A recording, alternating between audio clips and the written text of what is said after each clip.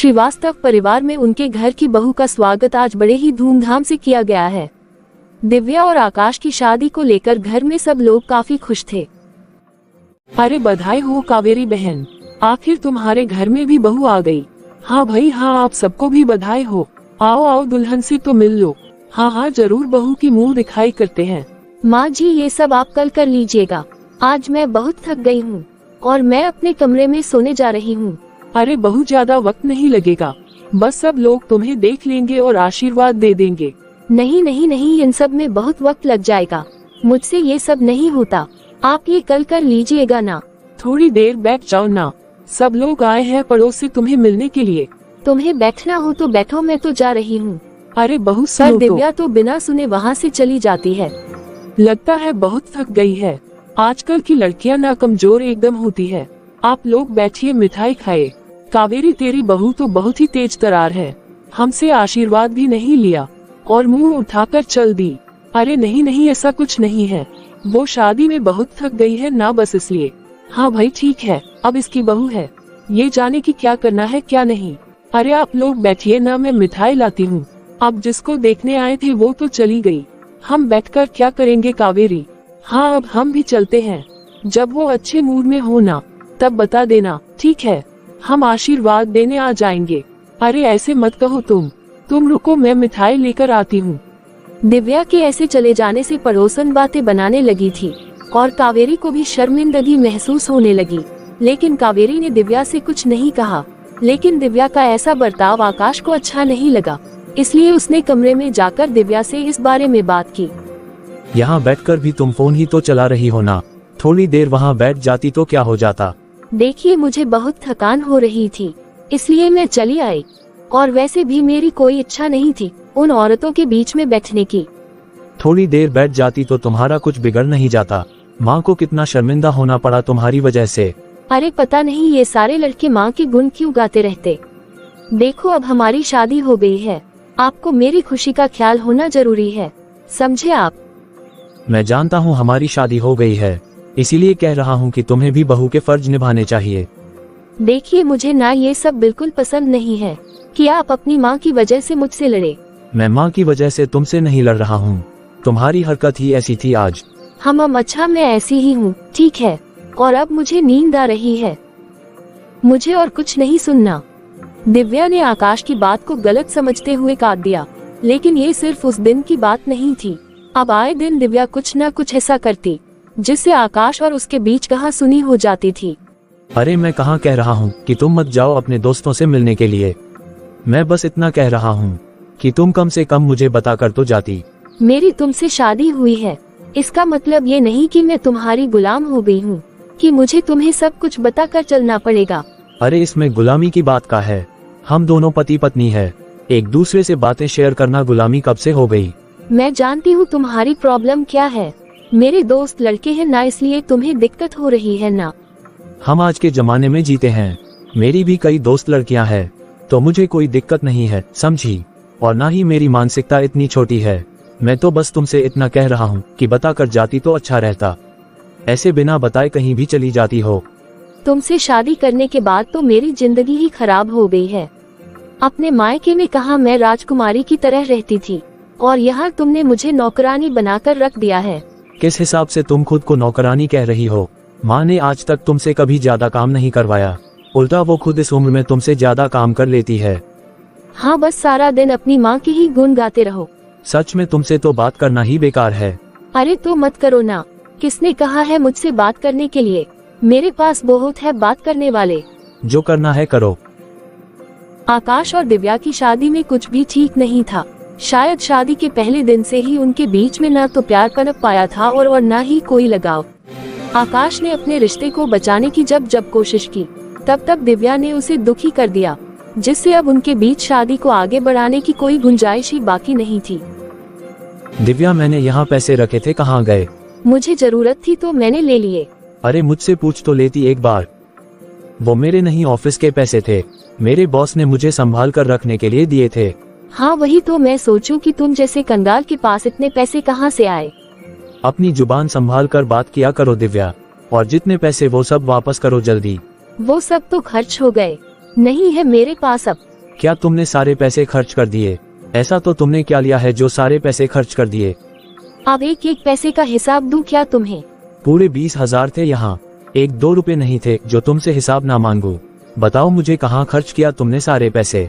पता नहीं मेरे पापा को भी क्या सूझी थी जो उन्होंने मेरी शादी तुम जैसे कंगाल इंसान से करवा दी। मेरी जरूरत तो पूरी नहीं कर सकते, आए मुझसे हिसाब मांगने वाले।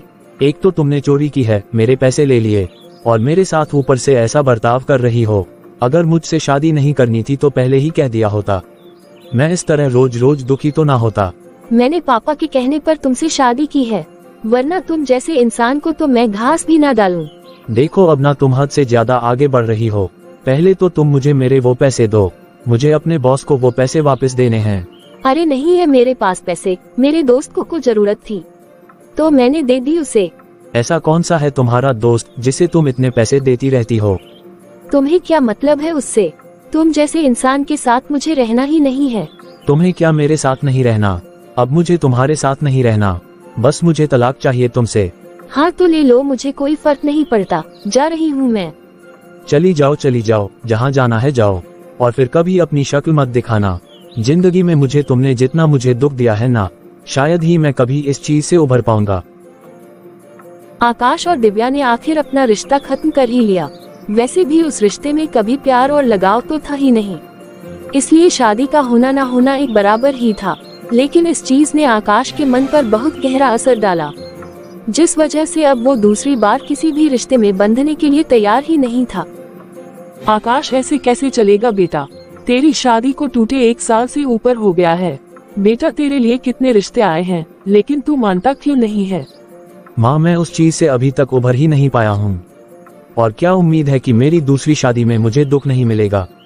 बेटा जीवन में दुख सुख तो आते ही रहते हैं, इसका मतलब ये तो नहीं ना कि हम उम्मीद लगाना ही छोड़ दे।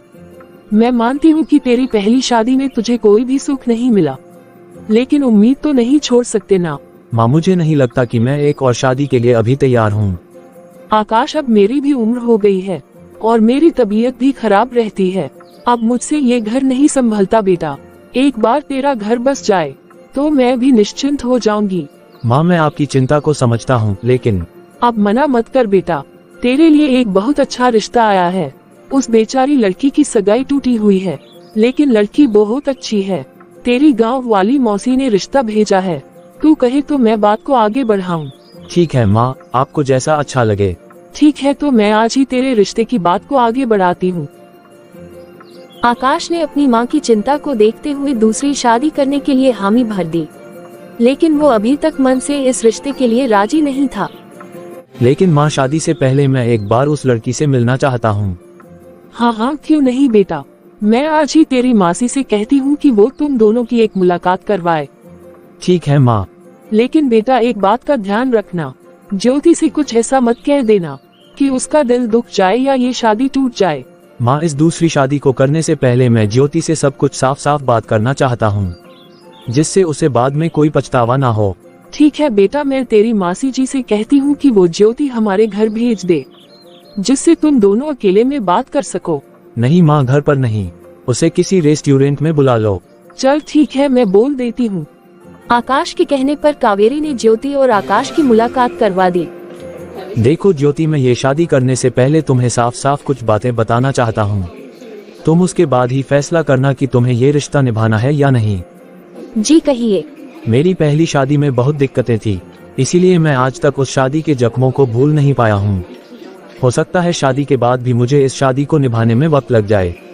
मैं समझ सकती हूँ आपकी बात को, मेरी भी सगाई टूट चुकी है। सगाई टूटने और शादी टूटने में फर्क होता है। अगर तुम ये शादी अपने माता पिता के दबाव में कर रही हो तो मत करो प्लीज। मैं ये रिश्ता किसी के दबाव में नहीं कर रही हूँ, मैं अपनी मर्जी से आपसे शादी के लिए तैयार हुई हूँ। तो ठीक है, आप चिंता मत कीजिए, मैं आप पर कोई दबाव नहीं डालूंगी। शादी के बाद भी आप अपना वक्त ले सकते हैं। आकाश ने ज्योति से बात करने के बाद अपनी दूसरी शादी के लिए हामी भर दी, लेकिन वो कहते हैं ना कि दूध का जला छाछ को भी फूंक फूंक कर पीता है। बस आकाश के साथ भी वही हो रहा था। अरे बधाई हो कावेरी, आज तो तेरे घर में दूसरी बहू आई है। अरे बहुत बुरा हुआ हमारे आकाश के साथ, उसकी पहली शादी टूट गई, लेकिन चलो अब जो हुआ सो हुआ। तेरी नई बहू तो आ गई। अब जानकी चल यहाँ से। इस बहू को भी ऊपर आराम करने जाना होगा ना। हाँ चल चलते हैं। हाँ चल। आपसे कहा था ना कि इन लोगों को मत बुलाना, अब फिर से ताने मारेंगे आपको। अरे मैंने नहीं बुलाया, खुद ही आ गई है दोनों। अब वो क्या है ना, बहू थक गई होगी इसलिए। अरे नहीं नहीं आंटी जी, आप लोग बैठिए ना, मैं बिल्कुल नहीं थकी हूँ। आइए मुझे अपना आशीर्वाद दीजिए। अरे वाह, हाँ हाँ जरूर बेटा। अरे ये तो बहुत सुंदर है कावेरी। हाँ सच में बहुत सुंदर है। आंटी जी आप बैठिए, मैं आपके लिए शरबत बनाकर लाती हूँ। हाँ हाँ बहू जा। कावेरी तेरी नई बहू तो काफी समझदार है, घर में आए मेहमान का स्वागत कैसे करते हैं खूब जानती है। हाँ सच में अब मैं निश्चिंत हूँ आकाश को लेकर। ज्योति ने आते ही कावेरी का दिल जीत लिया। जिन कड़वी यादों से कावेरी निकल ही नहीं पाई थी, ज्योति ने अपने प्यार और लगाव से उन यादों को मिटा दिया। लेकिन आकाश अभी भी ज्योति को पूरी तरह से अपना नहीं पाया था। ज्योति बेटा, तूने तो आते ही पूरे घर को संभाल लिया है। मुझे तुझ पर अब पूरा भरोसा है, लेकिन मैं जानती हूँ कि आकाश अभी भी तुझे अपना नहीं पाया है। माँ जी, किसी पर भी विश्वास करना इतना भी आसान नहीं होता है, और वो भी तब जब आपका विश्वास बार बार टूट चुका हो। लेकिन आप चिंता मत कीजिए, मैं अपने रिश्ते को संभाल लूंगी। ये हुई ना बात। अच्छा माँ जी, मुझे बाजार में कुछ काम है, मैं जरा होकर आऊं। हाँ हाँ बेटा जाओ। ठीक है माँ जी, मैं थोड़ी देर में आती हूँ। ज्योति के जाने के बाद आकाश घर आता है और देखता है कि ज्योति घर में नहीं है। माँ ज्योति कहाँ है, कहीं दिखाई नहीं दे रही। हाँ उसने कहा कि उसे बाजार में कुछ काम है, तो बाजार गई है बेटा। बाजार में? मुझे तो लगता है वो भी अपने किसी दोस्त से मिलने गई होगी। माँ आपको याद नहीं है कि दिव्या भी ऐसे ही चली जाती थी और घंटों तक घर नहीं आती थी। आकाश, ज्योति वैसी नहीं है बेटा। सारी लड़कियां ऐसी ही होती है माँ। अब आप खुद ही देख लेना कि वो कितनी देर से आती है और आकर कहेगी माँ जी बाजार में कुछ अच्छा नहीं मिला। लेकिन मुझे तो मिल गया। ये देख ज्योति आ भी गई। माँ जी, मैं ये सब्जियाँ लाई हूँ और ये मशरूम भी। ये कल आपसे कह रहे थे ना कि मशरूम खाने का बहुत मन कर रहा है, इसीलिए मैं बाजार में वहाँ चौक पर गई थी मशरूम लाने के लिए, इसलिए थोड़ी देर लग गई। अरे बेटा, तू बस ये मशरूम लाने इतनी दूर गई थी? देखा आकाश, तेरी एक फरमाइश पर वो इतनी दूर पैदल गई थी। अरे कोई बात नहीं माँ जी, आप हाथ मुंह धो लीजिए, मैं थोड़ी देर में मशरूम बना देती हूँ। बेटा आकाश, मैं जानती हूँ तू अब तक अपनी पहली शादी से उभर नहीं पाया है, लेकिन ज्योति की कोशिश को नजरअंदाज मत किया कर बेटा। ज्योति की कोशिश को देखकर अब आकाश के मन में भी ज्योति के लिए कहीं ना कहीं कुछ उम्मीदें जागने लगी थी, लेकिन फिर भी कभी कभी वो उस पर पूरी तरह विश्वास नहीं कर पाता था। अरे यहीं तो रखे थे, कहाँ चले गए? क्या ढूंढ रहे हैं आप? मैंने यहाँ पैसे रखे थे, अब मिल नहीं रहे। हाँ वो पैसे मैंने लिए थे। अरे तुम्हें पैसे चाहिए थे तो मुझसे मांग लेती, मैं दे देता। पता नहीं तुम लड़कियों को चोरी करने की आदत क्यों है। तुम्हें किसे देने थे वो पैसे, अपने दोस्त को ही ना या किसी और को? पता नहीं क्या किस्मत है मेरी, हर बार मेरे साथ ही ऐसा क्यों होता है। अरे मैंने वो पैसे अलमारी के लॉकर में रखे हैं, यहाँ काम वाली पोछा लगा रही थी ना, तो मैंने संभाल कर लॉकर में रख दिए। ये लीजिए लॉकर की चाबी। आकाश को खुद पर शर्मिंदगी होती है कि उसने बिना सच जाने ज्योति को इतना सब कह दिया। मुझे चोरी करने की आदत नहीं है, आज के बाद मैं आपकी किसी भी चीज को हाथ नहीं लगाऊंगी। सॉरी, मेरा मतलब वो नहीं था। अगर आपको मुझ पर विश्वास नहीं है तो आप अपनी अलमारी को ताला लगा कर रख दीजिए। अरे ज्योति मेरी बात तो सुनो।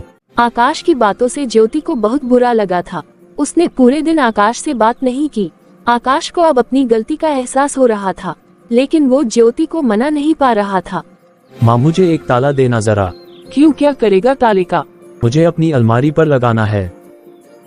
ये तो सच में ताला लगा रहे हैं, इन्हें अभी तक मुझ पर विश्वास नहीं है। अरे अलमारी पर ताला क्यों लगा रहा है? मेरी बहुत सारी कीमती चीजें पड़ी है उस अलमारी में। आप बस मुझे ताला दीजिए। आकाश अलमारी को ताला लगाकर आता है और चाबी लाकर ज्योति के हाथ में रख देता है।